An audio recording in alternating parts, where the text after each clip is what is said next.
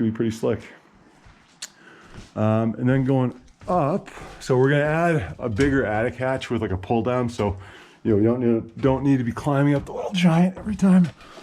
But up in here, Jim's been really working away. He wired some temporary lights for us, which is great. That bulb's burned out, but that's okay.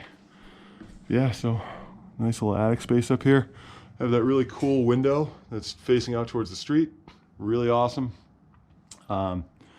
Yeah, pretty standard. It's an attic. It's all gonna be spray foam. The walls are gonna get 5 inches of foam as well. There was a ton of knob and tube. It's all been disconnected. You can see the new wires run below. So it's all dead. Jim left it for just pure aesthetics, and it's kind of like a, you know, look into history. So the spray foam guys will probably hate that just because they're gonna have to work around it, but too bad. That's one of the old chimneys, so it kind of gives you an idea of what condition the other one was in. The other one was concrete block, and it was in better condition than this, but not much. And you see the area where all the leaks were coming down through, and you see the staining on the beam. Just gross. But hey, that's why we redid the roof, why we ripped the chimneys down. And yeah, we're moving from there. Let me turn off the lights. Somehow, by the way, this past month we spent $110 on electricity with no heat. Most of the electrical disconnected, no washer dryer, no anything. I don't really know how that happened, but I don't want to leave more things on than I have to. So that window's open right now to kind of vent the area a little bit better, and yeah, we're moving on. So lastly, I'm going to show the basement, which hopefully I don't walk into another problem. As I started making this video, I walked out, I heard running water because the sump pump had overflowed and was pushing water out into the floor. So forgive the water on the floor. It was not usually, well, the area is not usually like this. It's usually pretty dry. I've got our secondary sump pump right now running, which is awesome.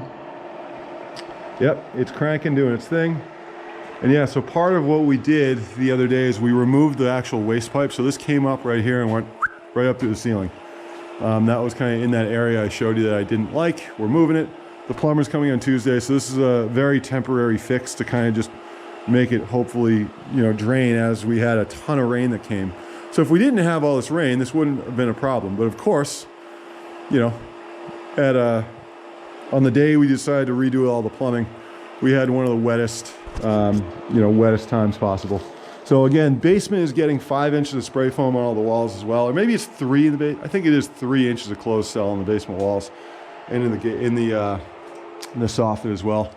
But basically, this space is going to be totally different as well. Also, kind of funny, or it's funny now, and funny because nothing really bad happened. Story to note: this furnace, is about 30 years old and happened to die on us a few weeks ago.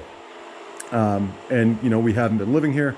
We came in, we knew it was a little cold. We turned all the thermostats to about 50.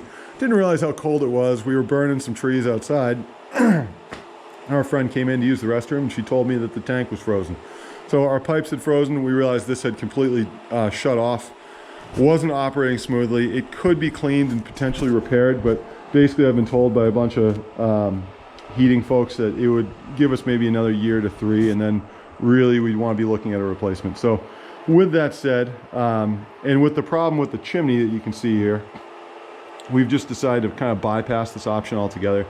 And rather than lining the chimney and doing all sorts of things, we're just going to go to a propane wall hung boiler, which will allow us to get this out of here and get that oil tank out, which is currently full, which is also a kicker. I'm gonna have to pay somebody to pump the oil out, which sucks, but is what it is. I didn't really like the idea of having oil just sitting in here, especially that tank is fairly old. I've been told they can rot out, and this one looks like it's got a chance of doing that. So, another problem kind of just alleviated here.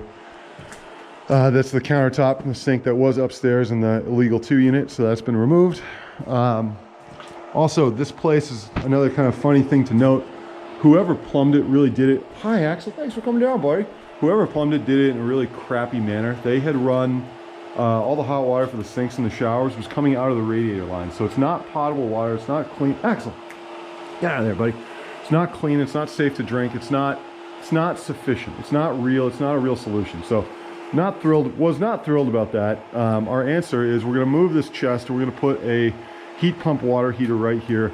The wall hung boiler is going to be right there. So it's going to vent out through that window all the way out underneath the 3-season porch. And that's how we're going to vent it rather than using a chimney. Excuse me. Woo!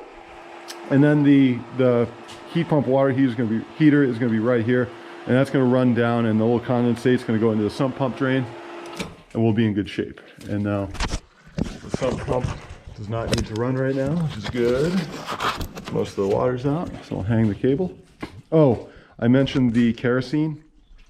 This is how they had the kerosene hooked up to that tank right outside, and then it came down. This was their fill spigot, so they would just put a bucket right under that, and they would fill it up, carry it upstairs, and connect it.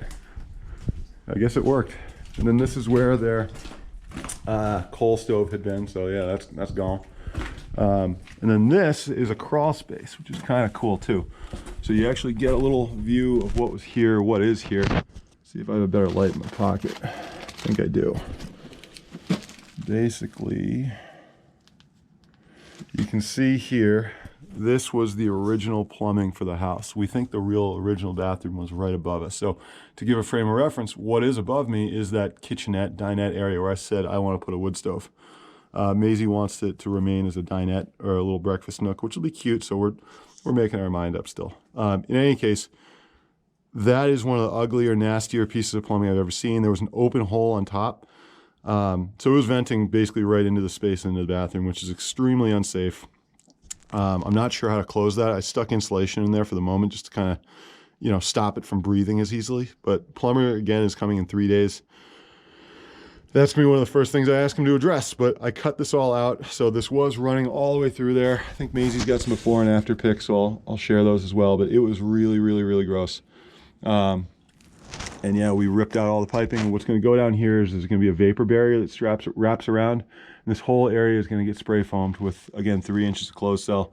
So about R21 down here, and a good vapor barrier. So we'll be in really good shape. And then this is the crawl space again, the kind of raised level. So right now what we're looking out at is, if this wasn't here, you'd be seeing the area that the mudroom currently is at. So that entire floor is going to go up to this level. So it'll be a little higher, it'll be better. We're gaining about 18 inches. Come on, buddy. And that's the tour, guys. So hope you enjoyed it. Let me get outside here. Come on, buddy. Oh, and additionally, something I didn't mention, this roof line. So as you can tell, I'm 6'5", to give a frame of reference. Showing where the head height is. We need to cut a door out. There is a deck right here that we're going to raise up to match this level. In order to have a door, this is too low. So the idea that our builder came up with, which Maisie and I are really, really big fans of, is we're going to put a dormer in. So we're going to match the pitch. This is about a 4-pitch roof. That area right there shows where the mudroom is going to continue. So starting from about there, going all the way over, this is going to have a triangular pitch to it. It's going to have about a 4 foot rise. So if you can imagine a triangle coming up here and down like that, that's how it's going to be. And then additionally, we're going to have a big slider walking out to the deck right here. And pardon this beautiful screen door. Was nice at one point, but she's seen some better days. So again, this is going to look pretty different in about 2 months, maybe less.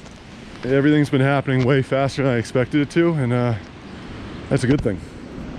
So in any case, guys, hope you enjoyed the tour, and